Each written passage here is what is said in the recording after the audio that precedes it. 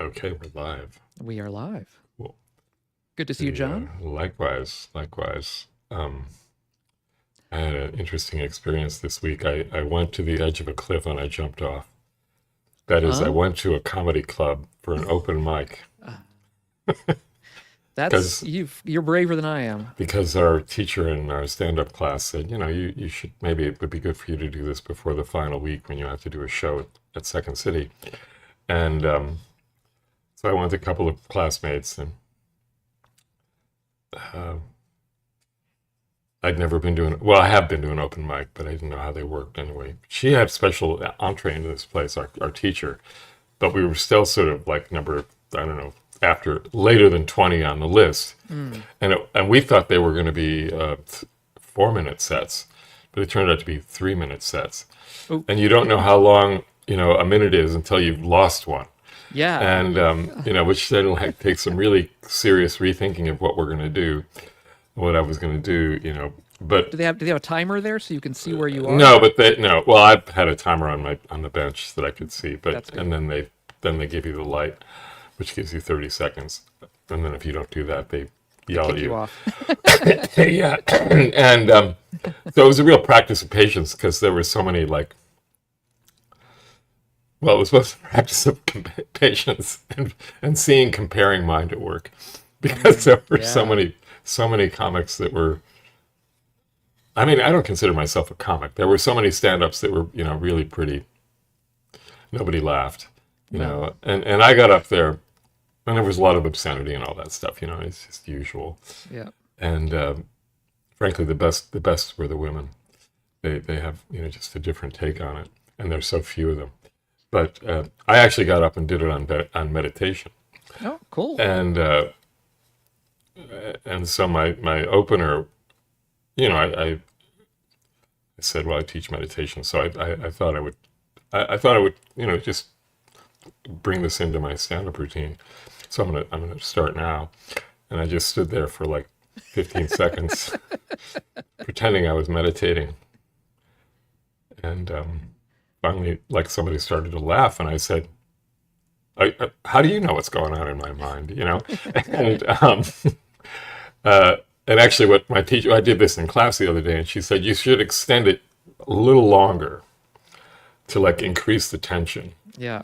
and then see what happens. So I'll do that the next time. But it was just like, yeah, it was fun actually, and I wasn't nervous at all, because I had planned to like fall on my ass.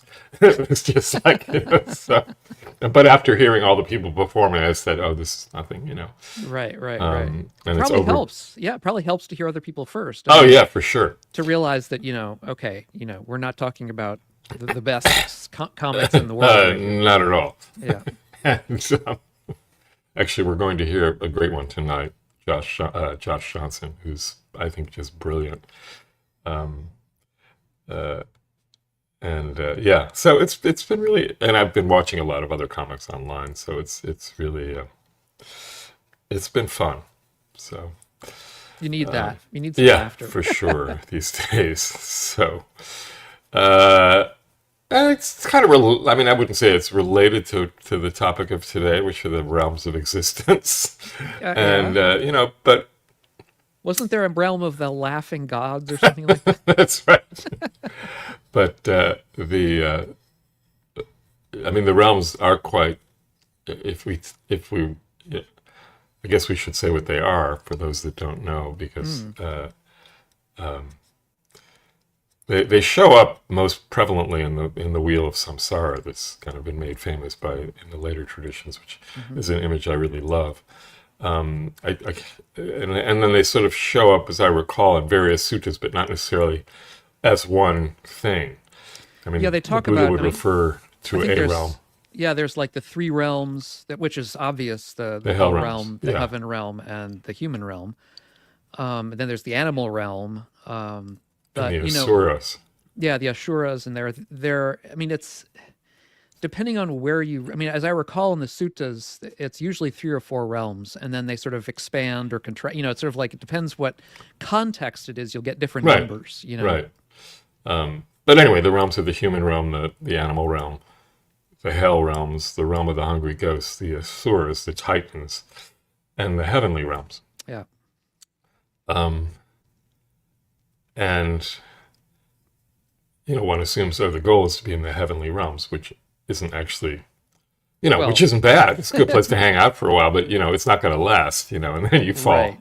And then, presumably you fall back into the human realm, but maybe not. Maybe You may not. fall into another realm. Hmm. Um, but when it first was presented, where I don't know how long ago I first came in contact with the realms, or where they were pointed out. But so, oh, I'm in the human realm, so I'm okay. Except that it's not like we don't fall into the other realms all the time. Well, yeah. And I mean, it and depends how you that's the see whole, them. yeah, Yeah, if you see them, which I would tend to do as the sort of the Zen way of seeing them, the Yogacara way of seeing them, of that they're states of mind that yeah, we exactly. go into and out of all the time, rather than literal places. Although traditionally they were viewed as literal I places, know. Yeah. but we don't need. I mean, we can view them that way or not, but Well, it's certainly as both, well, and I they're, think, yeah, yeah, both. Well, it depends could on be. I how mean, we I don't know about the hell. Yeah.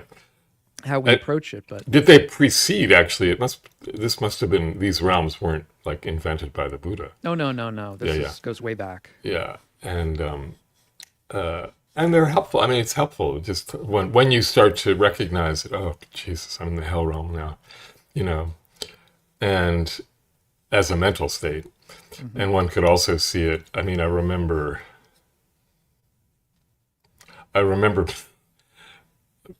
what was 2023 when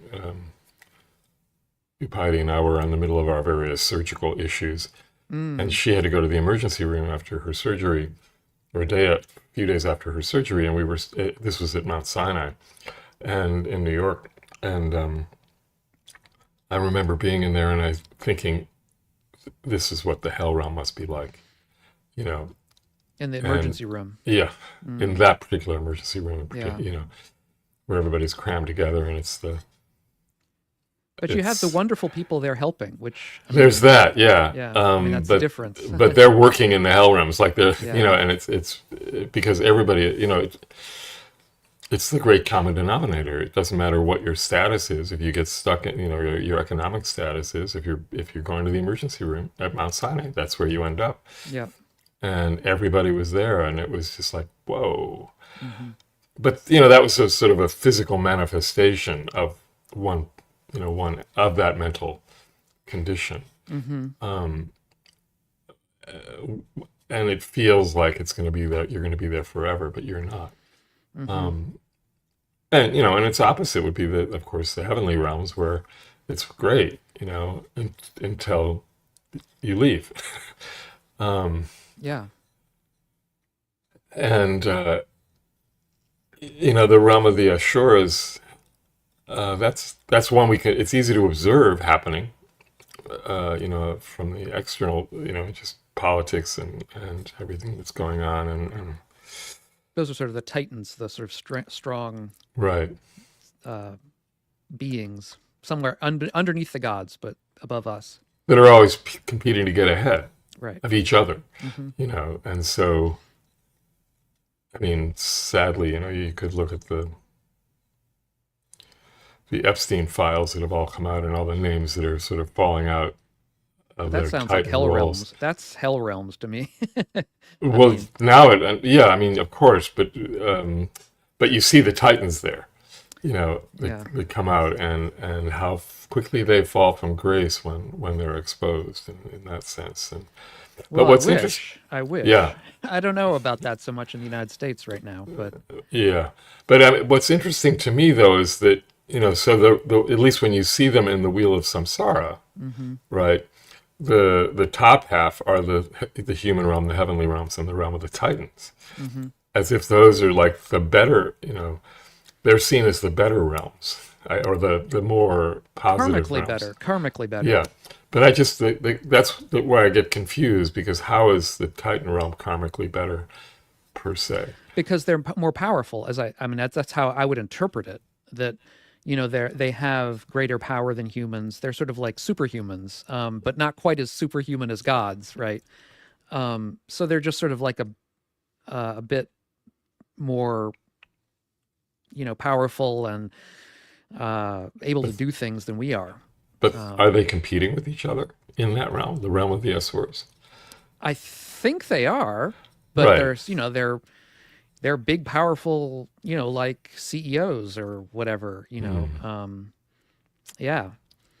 But I mean, these are better in the karmic sense, but of course, in Buddhism, they're not, as you know, they're not Right. considered better in Right. the ultimate sense. This is Yeah. all worldly stuff. Yeah.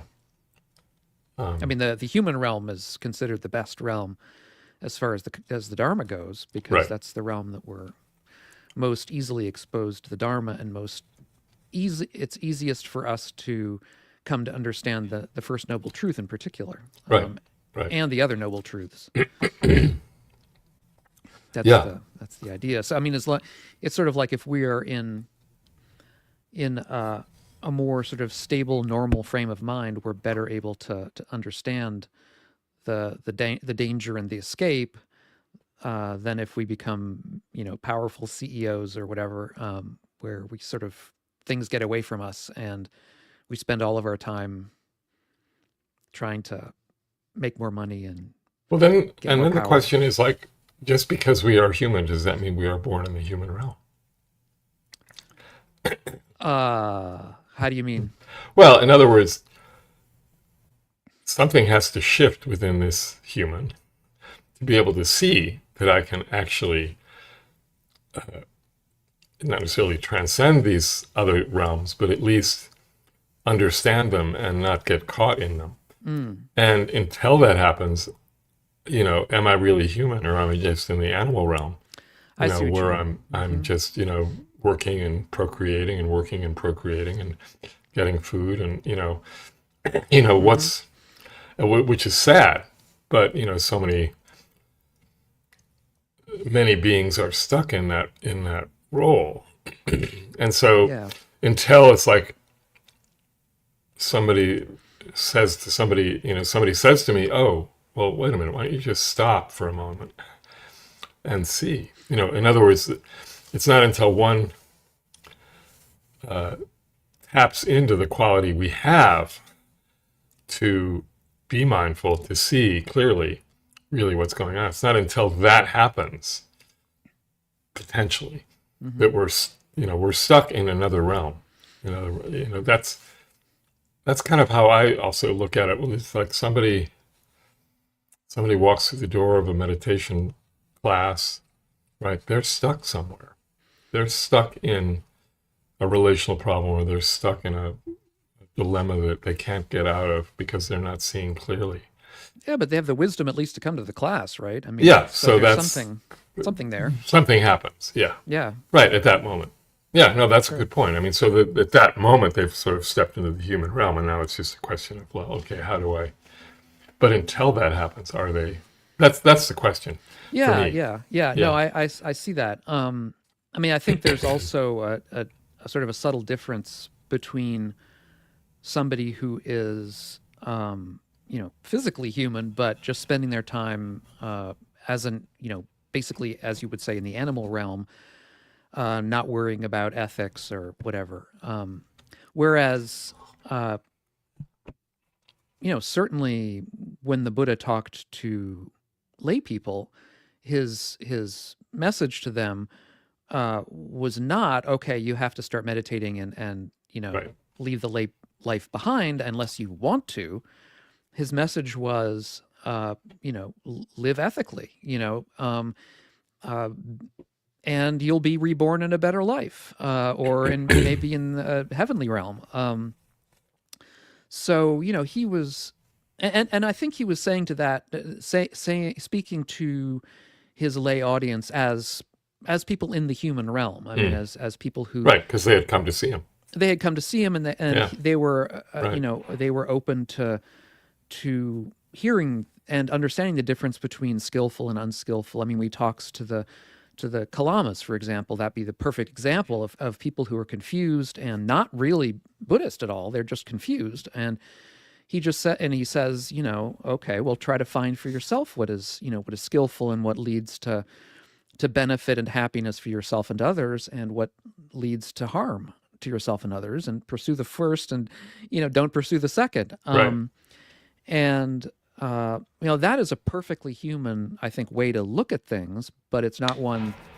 It's one that would, if taken Eventually, to yeah. its eventual limit, Yeah. we understand that it might lead Yeah. to nirvana, but for most people, it will just lead to an ethical life, well lived.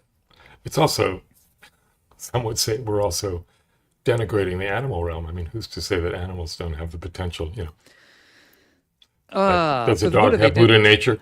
Yeah, for the Buddha, they didn't. But Yeah. uh, Yeah. but yeah, Oh, you remember that? yeah. Because plenty of dogs have, you know, What is it? Moo? What is? right? Does a dog have Buddha nature? Yeah. Uh, yeah. So, just it's interesting, the notion of uh, these. As I was sitting there waiting for my turn at the comedy club at the open mic, and thinking, oh, what realm are these people in right now? As they're getting up there and talking about their various neuroses and sexual escapades, and whatever it is. What's going on? Where are they in these domains, and where am I? In that moment. But don't you think if comedy is sort of trying to, to use the cliche, turn lemons into lemonade?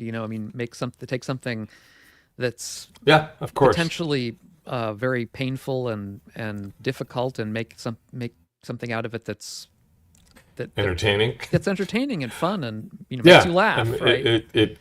I think it certainly has that potential. Mm. And sometimes it comes off as a place for people to just air their neuroses, and that's fine too, because at least they're doing something for themselves theoretically. And I'm not saying I wouldn't. I would fall into that category to some degree. It's like there's something therapeutic in the process, or potentially therapeutic in the process, and that you can escape from the realm that you might be in by just talking about it in a humorous way. Mm-hmm. And I do think, humor is an important part of practice, that we not take ourselves too seriously. But the problem is we do take ourselves too seriously at times without seeing the craziness of the mind, and the fact that the mind does go into these realms and gets stuck there for a bit, and then has the potential to release. Mm-hmm. Yeah, it's a part of, certainly a part of Zen practice, I think. At least some Zen practices, this kind of humor. For sure. Yeah. Although, I actually did a video a while back on the Buddha and humor, because there are some suttas that can be read as satirical. Bitingly satirical. He tended to be very satirical of the deities, actually. Try to point out their foibles and their foolishness in various respects. Yeah, interesting. In other words, to sort of knock them off their high horse. Well, that's right, and Yeah. probably indirectly the Brahmins around him, who would have been, on their high. In fact, in some suttas, actually Right. were on their high horses, Yeah. Yeah. coming up to see him, and being very arrogant and full of themselves, and clearly that was not something the Buddha felt was warranted. Get that ego out of there. Yeah. And the Yeah. only way you can do that is through comedy. And I think, the other aspect of these realms is like when we recognize that we're in a hell realm, it's like, well, what preceded that? That's the opportunity to sort of look at the intention that brought you into that hell realm.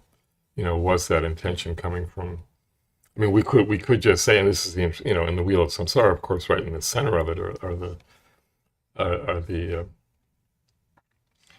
greed, hatred, and delusion, the three poisons, right? So like what was poisoned, and they're going, around then there are the beings that are going either down or up, right? Mm-hmm. Um, and what was going on that brought me into that animal realm or that human, hell realm or the realm of the hungry ghost? Was it greed, was it hatred, or was it delusion? Mm. Um, and for me anyway, it's usually delusion. And, Yeah, I mean, I wouldn't push that too hard because that can lead us to blaming the victim, which is one of the downsides of a sort of traditional view of karma, where you say that somebody who is experiencing a hellish state must be, in some sense, responsible for it because of what they did before. And of course, we know that many people who are in hellish situations didn't do anything for them. I mean, they're oh no, for sure. But I'm really speaking of the mental state. So in other words, right. Mm-hmm. if I'm finding myself mentally in that hell realm, Mm-hmm. what brought that on? Mm-hmm. Well, where was I stuck? Um, or if I'm Sometimes that can be helpful, sure. yeah, um, because it is if it's coming from an action that uh, that comes from me, then the action, because the times I've been there are because of some action, unskillful action. Mm-hmm. So Oh, it's that like, can, well, yeah, okay, absolutely. what was the unskillful action? Mm-hmm. What was the intention there, or what created the yeah, what caused that intention to arise, that Mm-hmm. unskillful intention to arise? Sure. Um, I mean, I'm also thinking though of, people who uh, uh, experience depression sometimes.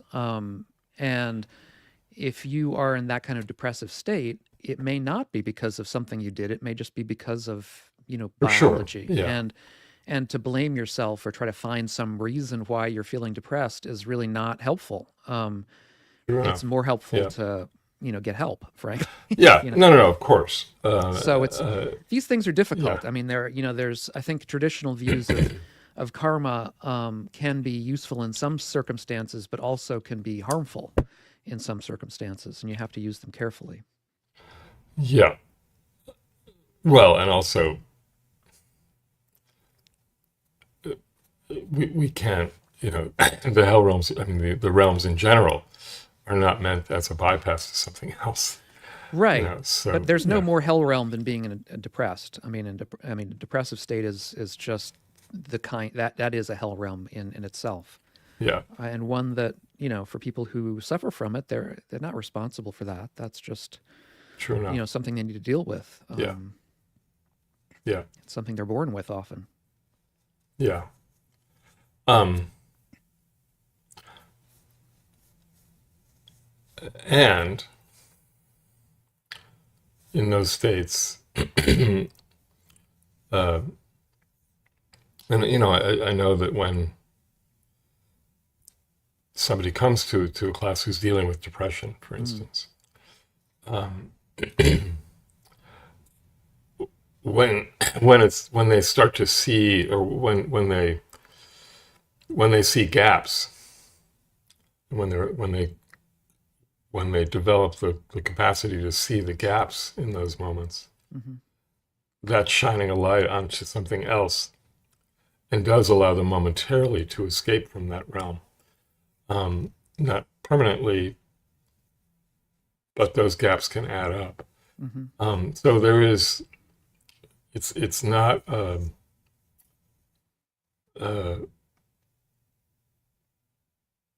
it's not necessarily a um, fix it mode.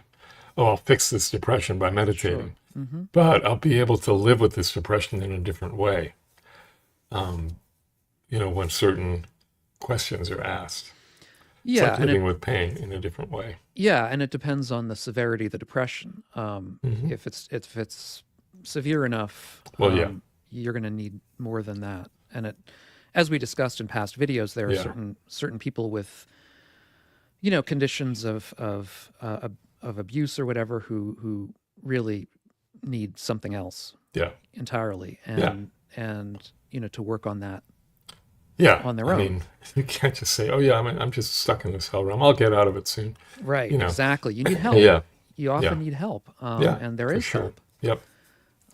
that can be given. And that's this is one of those situations where sometimes the karmic seeds of these, this is not the most helpful way to look at it, For sure. because sometimes there really aren't any. It's just, I mean, the Buddha himself said, does all pain is all pain karmically related? No, some of it is, but some of it just Yep. comes from happenstance in the world, that we just bad luck we fall into. Yeah. Yeah. And that those are the conditions that whatever. Yeah. And yes, one can certainly take this in the wrong direction, Hmm. and that's what one has to guard over. Yeah, Um, and there yeah. are people helping. I mean, that's one of the great Yeah. things is that, Yeah. um, well, of course, I should say great things. Great things for those of us who are privileged enough to be able to know about them and access them. But there are lots of people who are helpful and willing and knowledgeable and wise and good. And you know, if you don't know where to look for them, then that can be a problem. Yeah. But there Yeah. are people who are willing to help us out of those hell realms. For sure. Yeah. So once and so I think the immediate value of these is just recognizing they're there, Yeah. and recognizing that we have the capacity to move through them without uh, to move through them. We don't have to be stuck. Yeah. And if we are stuck, then there's something to look at. So, yeah, something to look Yeah. at. And if you need help, then ask for help. For sure. Yeah. Yep. Anyway, hope this is helpful. And may you find your way, at least momentarily, in the heavenly realms. Yes. And Go through those asuras and get up to the heavenly yeah, realms, yeah, right? step on their shoulders. Or, That's right. Yeah. And stick around there and then come back to the human realm, because you're going to fall back in anyway. But enjoy it while it's there, I guess I could say. All right. Yeah. Speaking of heavenly realms, I know Coffee. Where's for your me, coffee? yeah, the coffee realm is The coffee realm. I like that one. yeah. Well, there was a person that came to my Saturday yesterday who she's been in Chicago about as long as I have, and is a coffee fanatic, and just Hyde Park does not have a really great cafe. Oh, really? Oh, I'm Yeah, I sorry. mean, there's a one good one, but it's not that accessible to where the neighborhood that we both happen to live in the same neighborhood, so it was a little little bit far of a away. schlep. And so, I asked her, well, what has she discovered elsewhere in Chicago? And she gave me a few names, and I told her where I'm buying my coffee now. And so it was just, but it was an important Dharma discussion, and the Dharma of coffee. So Yes. all this to say that if you buy us a cup of coffee, you're supporting the show, and you can do that at diggingthedharma.com. Diggingthedharma.com. Let me put it up on the screen here for those of Yeah. us who are watching on YouTube Yeah. while we And record this. and if you're passing through Chicago, let me know. We can meet at a cafe, and you can buy me some coffee, and I'll send half of it to Doug. That's right. Yeah, Anyway, get coffee in the mail yeah, from John. and we'll have to look at that coffee realm. That's right. Okay. All right, friends. Until then, keep digging the Dharma. Keep digging the Dharma. Yeah. Thanks, John. Take care.